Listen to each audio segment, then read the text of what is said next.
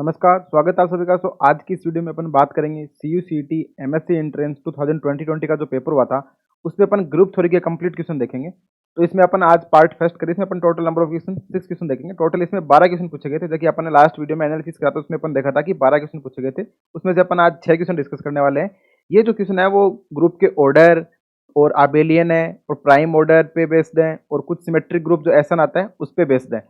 अब आप कुछ लोगों के कमेंट्स थे कि रियल एनालिसिस की क्लास भी स्टार्ट करी जाए, तो अपन उसके वीडियो भी साथ साथ में देख लेंगे और साथ साथ में अपन प्रीवियस ईयर पेपर की सॉल्यूशन भी करते रहेंगे, ताकि आपको एग्जाम के व्यू से ऐसा भी ना लगे कि अपन प्रीवियस ईयर पेपर सॉल्यूशन नहीं कर रहे हैं। तो वो भी करते रहेंगे और प्लस में अपन थ्योरी भी पढ़ते रहेंगे। तो आप लेटेस्ट अपडेट के लिए exponential mathematics Telegram channel join कर सकते हैं और वहाँ पे आपको प्रीवियस ईयर पेपर की पीडीएफ भी मिल जाएगी और सिलेबस की पीडीएफ भी मिल जाएगी। तो इसमें टोटल 12 क्वेश्चन थे, तो बाकी 6 अपन नेक्स्ट वीडियो में देखेंगे। आज की वीडियो में अपन 6 क्वेश्चन सोल्व करेंगे। तो बड़े सिंपल सिंपल क्वेश्चन थे और इन पे बेस्ड कॉन्सेप्ट और थ्योरी का पार्ट है वो भी अपन साथ में डिस्कस कर लेंगे। तो आइए अपन स्टार्ट करते हैं। तो सबसे पहला क्वेश्चन ये था कि let G be a group having an even number of element, यानी जी ऐसा ग्रुप है जिसका उसके पास कितने एलिमेंट है, इवन नंबर ऑफ एलिमेंट है। Then the number of element apart from the identity element that are their own inverse, यानी कि अपन को ऐसे पूछा है कोई ग्रुप जी है तो उसके पास कितने इवन नंबर ऑफ एलिमेंट, यानी कि ऑर्डर ऑफ जी कैसा है, 2n टाइप का है, यानी कि इवन नंबर है। ऑर्डर ऑफ जी कैसा है, इवन नंबर है। फिर अपने को पूछा है द नंबर ऑफ एलिमेंट, वो सारे एलिमेंट अपार्ट फ्रॉम आइडेंटिटी, यानी कि अपने को कोई एलिमेंट जी बताने तो G not equals to identity, identity element that are their own inverse, यानी कि जी के साथ क्या विशेषता है, G equals to G inverse, यानी वो खुद का ही क्या है, इनवर्स है। तो अपने को ऐसे बताना कि ऐसे जी कितने होंगे इस ग्रुप जी में, ये बताना है अपने को। ग्रुप का ऑर्डर इवन नंबर दे रखा है, इतनी बात आपको समझ में आ गई। साथ में बोला कि then the number of element apart from the identity, यानी कि जी कैसा नहीं, आइडेंटिटी के अलावा होना चाहिए और देर ओवन इनवर्स और जी खुद का इनवर्स। तो ऐसे जैसे आप क्वेश्चन देखो तो उसके टुकड़े कर लो कि क्या क्या दे। अब अपन को 3 चीजें पता लग गई यहाँ पे कि ऑर्डर दे रखा है, जी आइडेंटिटी के इक्वल नहीं है और जी की खासियत है कि वो जी इक्वल टू जी इनवर्स है। तो पूछा ऐसे कितने जी इस ग्रुप जी के अंदर होंगे, ऐसा अपन को बताना है। तो अपन एक रिजल्ट जानते हैं, उसको अपन प्रूफ कर लेंगे। रिजल्ट क्या बोलता है, रिजल्ट ये बोलता है कि अगर जी कोई फाइनाइट ग्रुप है, इवन ऑर्डर है उसका, then the number of element of G order 2 is odd, यानी कि कोई जी है वो फाइनाइट ग्रुप है और इवन ऑर्डर का है, तो number of element of order 2 is odd. अब देखो यहाँ पे ऑर्डर 2 का पूछा है, बता रहा है ऑड होगा, पर जबकि अपने क्वेश्चन में क्या बोल रहा है कि जी हैज ओवन इनवर्स ऐसे बताने। और इसकी एक कॉन्सिक्वेंस भी यही है कि अगर order of group is even then it has a non identity element of order 2, यानी कि इसके पास एक नॉन आइडेंटिटी एलिमेंट और इसका ऑर्डर 2 का। अब एक बात ये देखो, यहाँ पे ऑर्डर 2 की बात हो रही है जबकि वहां पर अपन को बोल रहा है G equals to G inverse. तो अपन क्या करेंगे, और साथ में ये कंडीशन है कि G not equals to G identity नहीं है। अगर आइडेंटिटी हो जाता तो ऑर्डर ऑफ जी कितना आ जाता, 1 आ जाता। अब देखो दोनों तरफ जी से मल्टीप्लाई करोगे तो G equals to G inverse into G, और जी इनवर्स जी क्या बन जाएगा, आइडेंटिटी, यानी कि जी का पावर 2 इक्वल टू आइडेंटिटी। इसका मतलब यहाँ से क्या पता लगता है, order of G less than equal to 2, यानी कि ऑर्डर ऑफ जी या तो 2 होगा, 2 से छोटा होगा, पर 2 से छोटा तब होता है तो 1 हो जाएगा, तो आइडेंटिटी होना पड़ेगा, पर आइडेंटिटी है नहीं। इसका मतलब क्या आ गया, ऑर्डर ऑफ जी क्या आ गया, 2 आ गया। यहाँ से ये तो पता लग गया कि ऑर्डर ऑफ जी कितना है, 2 है। यानी कि ऐसा बोल दो कि the identity apart from identity the element of order 2, या खुद के इनवर्स बोल दो या ऑर्डर 2 का बोल दो, एक ही बात है। यानी कि जिस एलिमेंट का ऑर्डर अगर 2 होता है तो वो खुद का इनवर्स भी होता है, ऐसा बोल सकते हैं अपन। ठीक है, यानी कि ऑर्डर 2 बोल दो या इनवर्स बोल दो, एक ही बात है। तो अपने को इस ग्रुप में ऐसे एलिमेंट बताने हैं जिनका ऑर्डर 2 है पर वो आइडेंटिटी के इक्वल नहीं है। तो अब अपन को यहाँ से पता लग गया कि अपन एक थ्योरम जानते हैं कि इससे क्या होता है कि नंबर ऑफ एलिमेंट ऑड होंगे। इस थ्योरम से ऐसे बोलता है कि G is finite group even order then number of element of order 2 is odd. ऐसे बोल सकता हूँ कि वो सारे एलिमेंट जो खुद का इनवर्स वो कितने होंगे, ऑड होंगे। और ऐसा बोल सकता हूँ कि वो जीरो तो नहीं हो सकते, इट हैज ए नॉन, मतलब कम से कम एक तो होगा। दूसरी ये बोलता है कि order of group is even then it has a non identity element of, यानी कि एक एलिमेंट तो होगा ही होगा। अब चलते हैं अपन क्वेश्चन की ओर। पहला बोलता है कि नो एलिमेंट, तो ऐसा नहीं, क्योंकि अपने बोला कि ऑड एलिमेंट होंगे। ये बोलता है एग्जैक्टली 2, 2 तो इवन नंबर है, तो ये भी, तो ए और सी तो नहीं हो सकता। अब ये बोल सकता है कि बी और डी में बोलता है कि एग्जैक्टली 1 एलिमेंट और एटलीस्ट 1 एलिमेंट, यानी कि या तो ये तो बोल रहा है कि एग्जैक्टली एक ही होगा, ये बोलता है एटलीस्ट 1 होगा। तो अब अपन इसको प्रूफ करते हैं इस थ्योरम को। अब इस थ्योरम में क्या खासियत है कि order of G even order का है, यानी कि ऑर्डर ऑफ जी अपना कैसा है, 2n टाइप का है। और साथ में कंडीशन ये है कि एक एलिमेंट तो आइडेंटिटी होता है जो खुद का इनवर्स होता है, इक्वल टू इनवर्स होता है ये। और ऑर्डर ऑफ ई अपन 2 बोल भी सकते हैं, कोई फर्क नहीं पड़ता। वैसे तो ऑर्डर ऑफ ई क्या होता है, 1 होता है, सॉरी 2 नहीं बोल सकते, ऑर्डर ऑफ ई 1 होता है। ठीक है, अपने को बताना कि ऑर्डर ऑफ 2 वाले।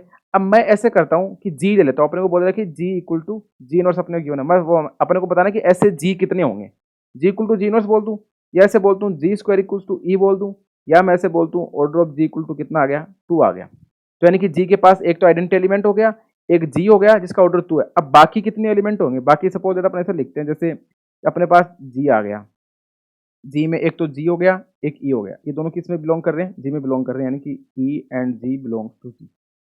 अब जी का ऑर्डर ऑफ जी कितना है, 2n है। अब बाकी कोई और एलिमेंट भी तो जी में होंगे 2n आने के लिए, n इक्वल टू 1 ले लें तो ये कंडीशन हो जाएगी, पर और भी तो हो सकते हैं। तो सपोज अपन ने मान लिया कि x बिलोंग्स टू जी है।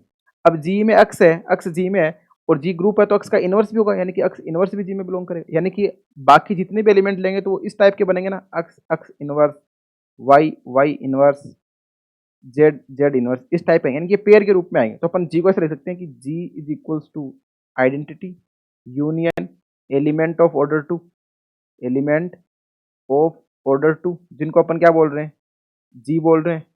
और यूनियन क्या आ जाएगा, ये इस टाइप के x1, फिर क्या आएगा x1 का इनवर्स है, कोमा x2, फिर क्या आएगा x2 का इनवर्स है, क्योंकि x3 फिर x3 का इनवर्स, ऐसे अब तो चलता जाएगा xr और xr का इनवर्स। ऐसा क्यों आ रहा है, क्योंकि अपन को पता है कोई एलिमेंट अगर जी में आता है तो उसका इनवर्स भी होगा। अब x इनवर्स और x1 इनवर्स दोनों सेम नहीं हो सकते, क्योंकि जैसे ही सेम हो जाएंगे तो x1 का ऑर्डर भी कितना हो जाएगा, 2 हो जाएगा, और ये शिफ्ट कहाँ हो जाएगा, यहाँ पे आ जाएगा, क्योंकि एलिमेंट ऑफ ऑर्डर 2 में आ जाएगा।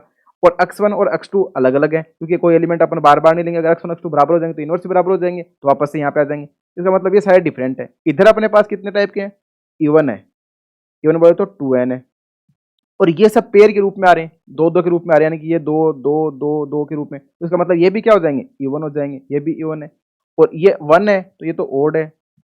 अब बताओ, अपने को इधर इवन चाहिए, इधर इवन है, और इसमें आप ये एक ओड का पेयर है, तो इसका मतलब अल्टीमेटली इस अपन को ऑर्डर ऑफ जो एलिमेंट ऑफ ऑर्डर 2 है, या जो एलिमेंट है वो खुद का इनवर्स है, ये कितने बनेंगे, ये भी तो ओड ही होंगे ना, तभी तो क्या होगा, इवन और ओड ये दोनों इवन बनेंगे, फिर वापस से इवन आएगा, क्योंकि अपने को इधर इवन चाहिए। इसका मतलब ये कंफर्म हो गया कि एलिमेंट ऑफ ऑर्डर 2 कैसे होंगे, ओड होंगे। एलिमेंट ऑफ ऑर्डर 2 ओड होंगे, इसका मतलब या तो 1 होगा, या 3 होंगे, या 5 होंगे, पर ओड होंगे। अब ओड होंगे तो दूसरा ऐसे बोलता है कि अगर ऐसा है तो it has a non identity, यानी कि कम से कम एक एलिमेंट तो जरूर होगा, ज्यादा भी हो सकते हैं पर कम से कम तो होगा, यानी कि जीरो नहीं होगा, नॉन जीरो होता है। इसका मतलब क्या होगा कि कोई ग्रुप जी है, उसका ऑर्डर अगर फाइनाइट है और वो इवन ऑर्डर का है, तो उसके पास एलिमेंट ऑफ ऑर्डर 2 होते हैं, वो ओड नंबर होते हैं।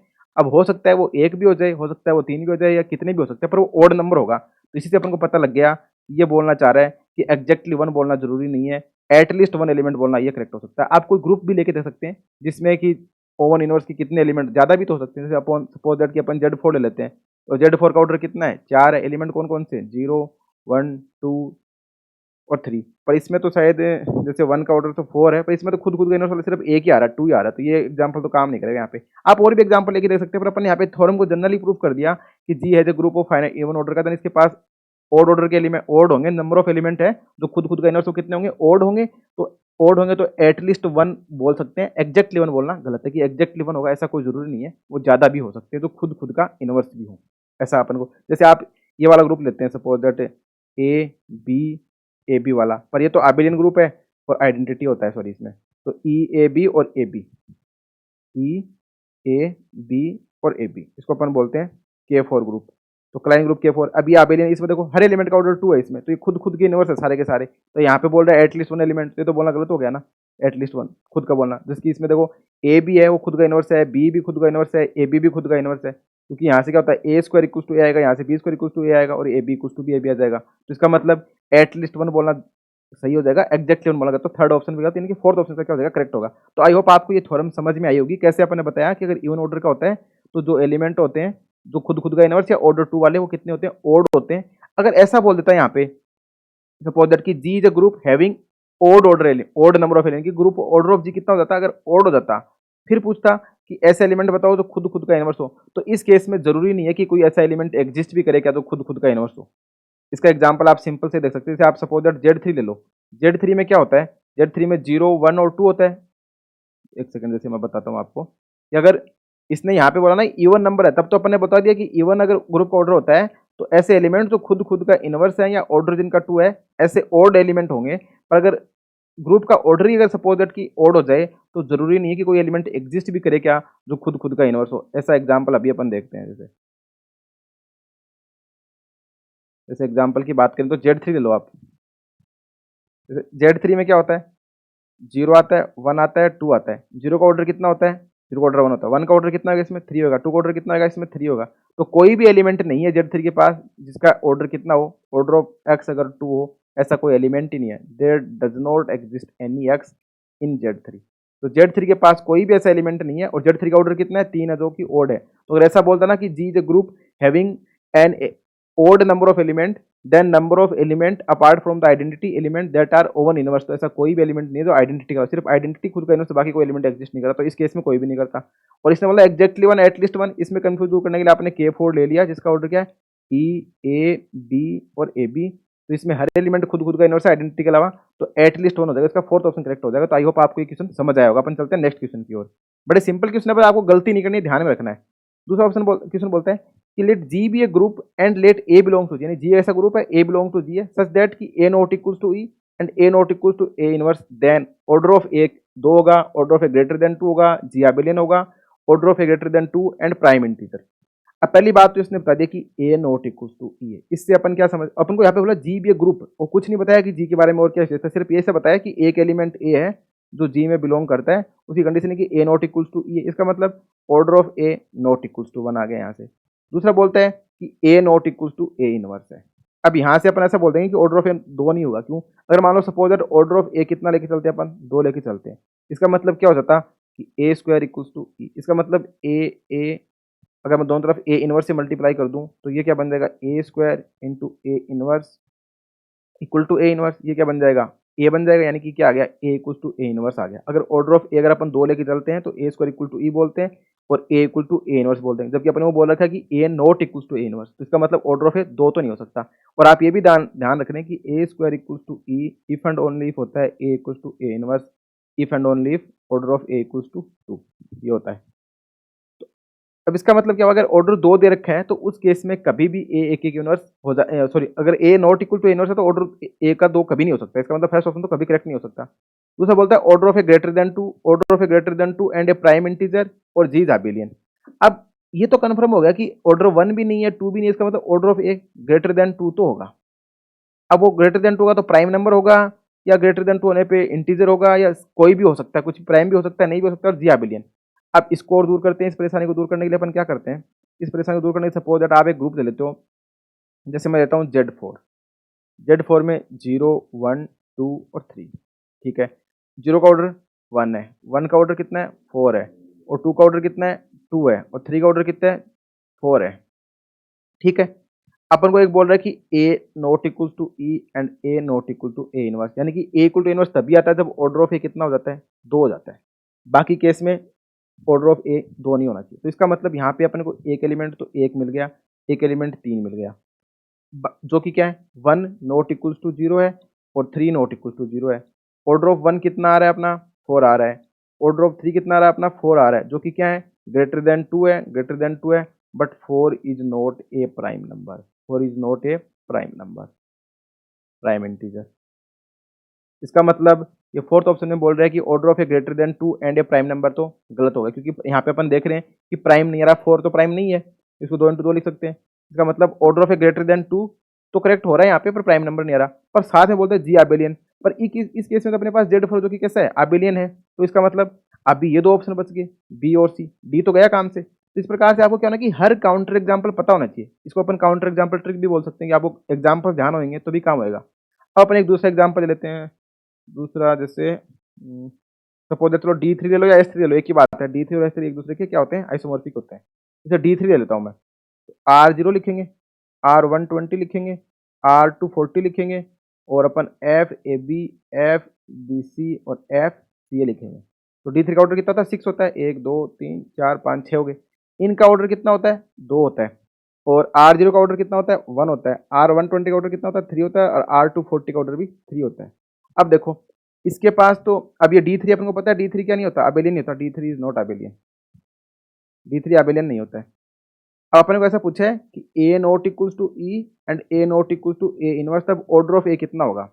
अब देखो यहाँ पे बोलता है कि R0 ये तो आइडेंटिटी हो गया। अब R120 R240 है, ये दोनों के दोनों आइडेंटिटी के इक्वल नहीं है, पर इनका और साथ में ये भी है कि a not equals to a inverse. अब ये वाले एलिमेंट तो काम नहीं, क्योंकि ये तो इनका ऑर्डर तो 2 है, तो खुद के इनवर्स के इक्वल हो जाएगा, यानी कि ये वाले जो तीनों एलिमेंट है तो इस कंडीशन को सेटिस्फाई कर देंगे, ए इक्वल टू ए इनवर्स। पर अपने को तो ये नहीं चाहिए, इसका मतलब इन एलिमेंट को नहीं ले सकते अपन। इसका मतलब R120 R240 लेंगे अपन। तो यहाँ से भी क्या पता लग रहा है कि ऑर्डर ऑफ ए कैसा आ रहा है 3 आ रहा है, order of A equal to 3 जो कि कैसा है ग्रेटर देन 2 है। तो इस केस में ये हो गया। तो D3 वाला एग्जांपल, पर D3 तो एग्जांपल वो नहीं है, अबिलियन नहीं। इसका मतलब क्या हुआ कि जी अबिलियन बोलना तो गलत है। अब देखो अगर आप D3 लेते तो D3 लेते तो आपका ये ऑप्शन तो डिस्कार्ड हो जाता, पर ये सही हो जाता कि order of a greater than 2 आ रहा है, प्राइम नंबर आ रहा है क्योंकि 3 आ रहा है। और अगर आप Z4 लेते तब आपका ये ऑप्शन डिस्कार्ड हो जाता, पर ये सही हो जाता। पर आपने D4, D3 और Z4 दोनों ले लिए, तो इससे दोनों एक ऑप्शन ही डिस्कार्ड हो गए। सिर्फ एक ही कंक्लूजन बता कि ऑर्डर ऑफ ए क्या होगा, ग्रेटर देन 2 होगा। इसका मतलब बी ऑप्शन करेक्ट होगा, order of a greater than 2 का। ऑर्डर ऑफ ए 2 नहीं हो सकता, क्योंकि अगर 2 ले लेंगे तो ए इक्वल टू ए इनवर्स आ जाएगा, जबकि अपने को बोल रखा है कि ए के इनवर्स नहीं इक्वल हो सकता। तो आपने दो काउंटर एग्जाम्पल लिए, कौन कौन से लिए? आपने एक तो लिया D3 और एक लिया Z4। D3 से तो आपने ये डिस्कार्ड करा कि G इज नॉट अबेलियन, इससे तो सिर्फ इतना ही काम करा कि G इज नॉट अबेलियन, क्योंकि इस केस में आपको जो एलिमेंट मिल रहे थे उनका ऑर्डर कितना आ रहा था, 3 आ रहा था कि प्राइम इंटीजर है। और इससे आपने ये डिस्कार्ड करा कि order of a greater than 2 होगा, but not integer, not a prime integer, not a prime integer. और इन दोनों को अगर आप कंबाइंड रूप से लेते हो तो आपको सिर्फ यही कंक्लूजन मिलता है कि order of a greater than 2 का वो प्राइम नंबर हो भी सकता है और नहीं भी हो सकता। तो इसीलिए अपन ने क्या बोल दिया, इसका सेकंड ऑप्शन क्या हो गया, करेक्ट हो गया, order of a greater than 2। तो आई होप आपको ये क्वेश्चन भी समझ में आएगा। तो आपको ये पता होना चाहिए कि कौन सा एग्जाम्पल से किस काम का है। आप हमेशा ये मान के चला करो कि सारे ऑप्शन गलत हैं, फिर आपको देखना कि कौन सा ऑप्शन सही होगा, तभी आपको काउंटर एग्जाम्पल में अगर आप एक एक एग्जाम्पल ऐसे ढूंढेंगे कि यार इसमें ये भी सेटिस्फाई कर रहा है, जैसे Z4 ले लेते आप शुरू में, तो आपका ये ऑप्शन भी करेक्ट हो जाता। और इसमें अब आप प्राइम नंबर नहीं आता तो आप बोलते हैं अबिलियन भी हो रहा है, ऑर्डर ऑफ ग्रेटर देन 2। तो कोई ऐसा एग्जाम्पल हो तो सारे ऑप्शन डिस्कार्ड करते, फिर भी अगर कोई ऑप्शन ऐसा तो डिस्कार्ड नहीं, जैसे आपने Z4 D3 लिया तो इससे सारे ऑप्शन तीनों के तीनों डिस्कार्ड हो गए, सिर्फ ये एक बचा, इसका मतलब ये करेक्ट होगा, एक ही करेक्ट करना आपने, तो बी ऑप्शन हो गया। अब चलते हैं नेक्स्ट क्वेश्चन पे। नेक्स्ट क्वेश्चन बोलता है ऑर्डर ऑफ द परमोटेशन 1 2 3 4 5 6 और 1 5 6 इसकी इमेज दे रखी है। आपको पता होगा कि ये SN में होता है। SN बोलने का मतलब भी क्या होता है, SN is the set of all function from 1 2 3 up to n से 1 2 3 अप टू n, जो सारे कैसे 1 1 ऑन 2 इस प्रकार का फंक्शन ही तो होता है वो। अब अपन यहाँ पे पूछता है कि इसका परमोटेशन का ऑर्डर बताना है। इसको आप साइक्लिक फॉर्म में लिख सकते हैं, यानी 1 की इमेज क्या है, यहाँ पे 1 है तो साइकिल क्लोज होगी। अब अपन 2 से 2 की इमेज 5, 5 की इमेज कितनी है, 5 की इमेज है यहाँ पे 3 आ गया, 3 की इमेज कितनी है 6 आ गया, और 6 की इमेज क्या है 2, तो इसको क्लोज कर दो, तो 6 की इमेज 2 आ गई वापस से। और ये 1 की 1 है, 4 की 4 है, तो इसको ऐसे लिखते नहीं है, तो ये अपने क्या बन जाएगी 2 5 3 6 ये बन गई। और ये साइकिल है, cycle of length 4, cycle of length 4। अपन जानते हैं अगर SN में कोई साइकिल होती है जिसकी लेंथ R होती है तो उस साइकिल का ऑर्डर कितना हो जाता है, R ही हो जाता है। तो इसका मतलब इसका परमोटेशन का ऑर्डर कितना हो जाएगा, 4 हो जाएगा, क्योंकि ये 4 साइकिल बन गई। दूसरी बात, अगर ऐसी 2 साइकिल बन जाती, सपोज दैट कि ABC और DE बन जाती, तो इस केस में क्या करते हैं, अगर डिस्टिंक्ट साइकिल बनती है ना, कोई भी चीज कॉमन नहीं होती है, डिस्टिंक्ट बनती है, तो इसका ऑर्डर कितना होता है, 3 साइकिल है तो 3 होता है, इसका ऑर्डर कितना होता है 2 होता। तो इस पूरे का ऑर्डर क्या करते हैं अपन, इसका एलसीएम ले लेते हैं, जो एलसीएम कितना जाता है इसका 6 आ जाता। बट अगर ऐसा हो जाता कि 3 साइकिल तो बन रही है, ABC बन रहा है और एक तुम्हारे पास C और E आ गया, अब इसमें एक कॉमन आ गया तो ये डिस्टिंक्ट नहीं है, कॉमन आ गया। अब ये कॉमन आ गया तो क्या हुआ, डिस्टिंक्ट तो अपने डिसजॉइंट नहीं है, मतलब इसमें कॉमन आ गया। कॉमन आ गया तो इस केस में आपको क्या करना पड़ेगा, इस केस में आपको ऐसे अलग अलग मल्टीप्लाई करके देखना ही पड़ेगा, तभी आप ऑर्डर बता पाएंगे। पर अगर वो डिसजॉइंट आ जाती है, अगर कुछ भी कॉमन नहीं आ जाता, डिसजॉइंट आती है, तो आप उसका क्या कर सकते हैं, एलसीएम ले सकते हैं। जैसे मान लो ABC टाइप की और D, तो इसका ऑर्डर तो 3 हो जाएगा, इसका 2 हो जाएगा, और कंबाइंड का एक साथ पूछे तो एलसीएम ले लेंगे तो 6 हो जाएगा। पर अगर कोई एलिमेंट कॉमन आ जाता है तो उस केस में आपको इसे मल्टीप्लाई कर करके ही देखना पड़ेगा, अलग अलग और कोई ऑप्शन नहीं होता। फिर आप ऑप्शन से डिस्कार्ड कर सकते हैं कि कितनी बार मल्टीप्लाई करें, ऑप्शन देख सकते हैं। पर अपने इस केस में क्या था, ये सिर्फ 4 साइकिल बन रही है, एक ही साइकिल आ रही है, R साइकिल है, तो R साइकिल का ऑर्डर क्या हो जाता है, R ही होता है, इसका मतलब इसका ऑर्डर क्या हो जाएगा 4 हो जाएगा। तो ये बड़ा सिंपल क्वेश्चन था, पर यहाँ पे आपको ध्यान रखना है, गलतियां नहीं करनी है। अब चलते हैं नेक्स्ट क्वेश्चन पे। नेक्स्ट क्वेश्चन तो बड़ा ही सिंपल है। इसमें तो बोल रहा है कि a group G has no proper subgroup if and only if it is, यानी कोई ग्रुप G है, ए ग्रुप G, उसके पास कौन से केस में प्रॉपर सब ग्रुप नहीं होगा। पहला ऑप्शन बोलता है कि फाइनाइट अबेलियन ग्रुप, दूसरा बोलता है finite abelian group of prime order, तीसरा बोलता है इनफाइनाइट साइक्लिक ग्रुप, और ये बोलता है तीसरा एक cyclic group of prime order. पहला बोलता है फाइनाइट अबेलियन ग्रुप, तो इसको तो आप बहुत सारे डिस्कार्ड कर सकते हैं। सपोज दैट Z4 ही ले लो आप, Z4 क्या होता है 0 1 2 3 4 3 होता है, फाइनाइट ग्रुप ही है और अबेलियन भी है। Z2 इसका क्या है, सब ग्रुप ही है, जिसमें 0 1 Z2 इसका सब ग्रुप है, तो ये तो गया हैज नो प्रॉपर सब ग्रुप, जबकि Z2 प्रॉपर सब ग्रुप है। प्रॉपर सब ग्रुप बोलने का मतलब ये है कि ट्रिवियल सब ग्रुप यानी कि आइडेंटिटी और जो अपना G होता है उसके अलावा कोई सब ग्रुप नहीं होना चाहिए। कौन से केस में नहीं होगा, नो पूछा है, तो पहला ऑप्शन तो गलत हो गया। फोर्थ बोलता है एन इनफाइनाइट साइक्लिक ग्रुप। अब कोई भी इनफाइनाइट साइक्लिक ग्रुप होता है ना, अगर G कैसा है, दो थ्योरम याद रखना आप, every infinite cyclic group is isomorphic to Z होता है, और every finite cyclic group is isomorphic to Zn हो जाता है। अब Z इनफाइनाइट साइक्लिक ग्रुप है, पर इसके पास तो बहुत सारे सब ग्रुप है, MZ टाइप के सारे सब ग्रुप बनेंगे, जहाँ पे M बिलोंग टू Z, इसके तो इनफाइनाइटली मैनी साइक्लिक सब ग्रुप बनते हैं। इसका मतलब ये भी गलत हो गया कि an infinite cyclic group doesn't have proper सब ग्रुप, नहीं, इसके पास भी हो सकते हैं। तो A और D तो गए, अब B और C। अब एक डायरेक्ट थ्योरम है, वो थ्योरम ऐसे बोलती है कि a non trivial group G has no proper subgroup except the trivial subgroup, यानी कि आइडेंटिटी के अलावा, if and only if G is finite and order of G is prime, यानी जी कैसा होना चाहिए, ऑर्डर ऑफ जी कैसा होना चाहिए, प्राइम होना चाहिए और वो फाइनाइट होना चाहिए। उस केस में जी के पास क्या होगा, कोई भी सब ग्रुप क्या नहीं होगा, प्रॉपर सब ग्रुप नहीं होगा। अगर अब एक बात ये भी जानते हैं, अगर कोई भी फाइनाइट ग्रुप है जिसका ऑर्डर प्राइम है तो वो साइक्लिक बन जाता है, और साइक्लिक बन जाता है तो वो अबेलियन हो जाता है। ठीक है, अब चलते हैं ऑप्शन पे। ये बोलता है फाइनाइट अबेलियन ग्रुप और प्राइम ऑर्डर। अब इसने फाइनाइट भी बोल दिया, अबेलियन भी बोल दिया, प्राइम ऑर्डर भी बोल दिया, तो ये ग्रुप भी साइक्लिक बन गया। और यहाँ पे बोलता है एक साइक्लिक ग्रुप और प्राइम ऑर्डर। अब साइक्लिक ग्रुप है, prime order, cyclic implies abelian भी है, तो दोनों ऑप्शन करेक्ट हो गए। पर अगर मल्टीपल सिलेक्ट होता तब तो अपन बी और सी दोनों करेक्ट कर देते हैं, पर इस केस में अपन को सी करना पड़ेगा, क्योंकि अपन जानते हैं कि कोई भी फाइनाइट कोई भी ग्रुप होता है अगर उसका ऑर्डर प्राइम होता है और वो फाइनाइट है तो उस केस में उसके पास क्या नहीं होंगे, प्रॉपर सब ग्रुप नहीं होंगे। और जैसे ऑर्डर प्राइम हो जाता है तो वो प्राइम बोलते ही साइक्लिक बन गया और साइक्लिक इंप्लाइज क्या हो जाता है, अबेलियन हो जाता है। पर इस केस में तो इसने इस प्रकार से ऑप्शन दे रखे हैं कि दोनों केस में आपको डिस्कार्ड करना मुश्किल हो पा रहा है यहाँ पे फाइनाइट अबेलियन ग्रुप। पर आप ये ध्यान रखें, रिजल्ट यही बोलता है कि नॉन ट्रिवियल सब group has no proper subgroup if and only it is finite and it's order is prime. और फाइनाइट बोलते ही ऑर्डर प्राइम हो जाता है तो वो साइक्लिक बन जाता है और साइक्लिक इंप्लाइज क्या होता है, अबेलियन हो जाता है। इसका मतलब इसका सी ऑप्शन करेक्ट होगा, ना कि बी। अगर सिंगल करेक्ट है तो सी, बाकी बी भी इसको करेक्ट बोल सकते हैं।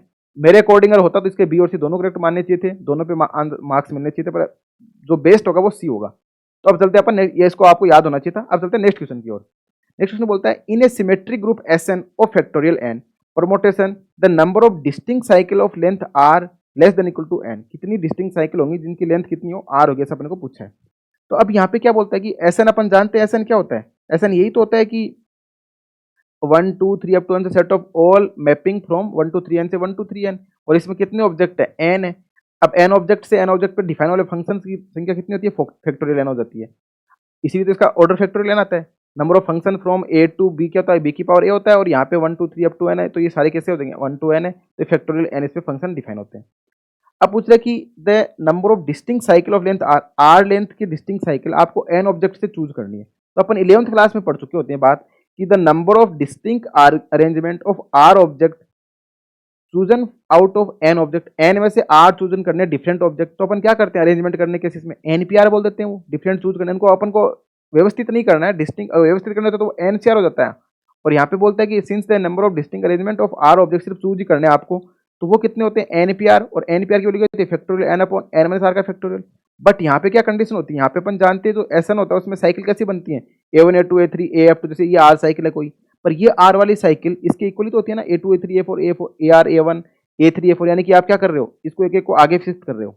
जैसे A1 को यहाँ पे ले आए, फिर A2 को ले आए, A3 से स्टार्ट कर दिया, फिर A4 से स्टार्ट कर दिया, पर इनका ऑर्डर चेंज नहीं हो रहा, यानी कि ऑर्डर फिर भी क्या रह रहा है, 1 2 3 4 टाइप का। जैसे मान लो अब इस A1 की इमेज कितनी है, A2 है, A2 की A3, यहाँ पे भी क्या थी, 1 की 2 थी, 2 की 3 थी, इसमें भी क्या है 3 की 4 है, यहाँ पे भी 3 की 4 थी, यहाँ पे भी 3 की 4 है, इसमें भी 3 की 4 है। तो ये सारी की सारी कितनी साइकिल बनेंगी, आर साइकिल बनेंगी, जो कैसी होंगी, सेम होंगी। तो ये अपन को हटानी पड़ेगी, इसलिए अपन को पूछना डिस्टिंक्ट। तो डिस्टिंक्ट वाले मतलब सेम वाली हटा दो, सेम वाली हटा दो तो आर से डिवाइड कर दो। तो the number of distinct cycle of length r क्या बन जाएगी, 1 upon r factorial n upon n minus r का फैक्टोरियल। तो ये सारी क्या हो जाएंगी, डिस्टिंक्ट साइकिल हो जाएंगी।